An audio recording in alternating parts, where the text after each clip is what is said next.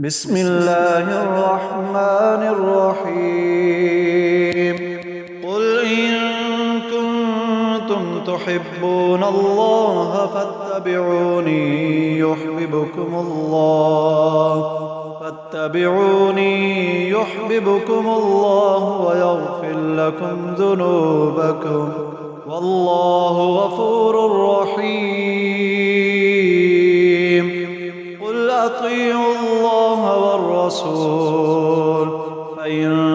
تولوا فإن الله لا يحب الكافرين إن الله اصطفى آدم ونوحا وآل إبراهيم وآل عمران على العالمين ذرية بعضها من بعض والله سميع عليم إذ قالت امرأة عمران رب إني نذرت لك ما في بطني محررا فتقبل مني إنك أنت السميع العليم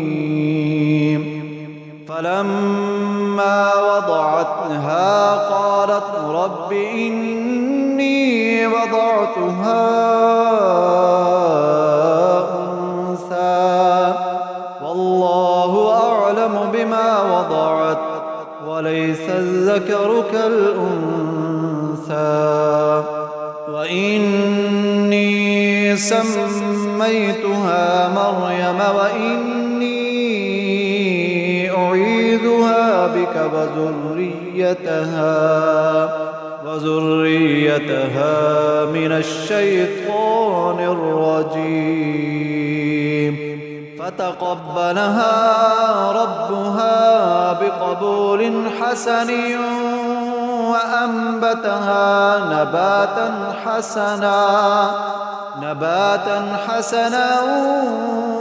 وكفلها زكريا كلما دخل عليها زكريا المحراب وجد عندها رزقا قال يا مريم أنى لك هذا قالت هو من عند الله إن الله يرزق من يشاء بغير حساب هنالك دعا زكريا ربه قال رب هب لي من لدنك ذرية طيبة إنك سميع الدعاء فنادته الملائكة وهو قائم يصلي في المحراب أن الله يبشرك بيحيى مصدقا بكلمة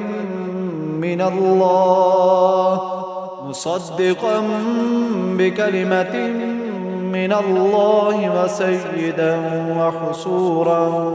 ونبيا من الصالحين قال رب أنى يكون لي غلام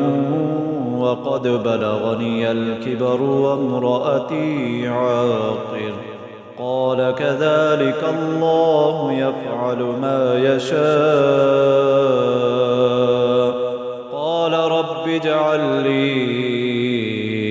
آية قال آيتك ألا تكلم الناس 3 أيام إلا رمزا واذكر ربك كثيرا وسبح بالعشي والإبكار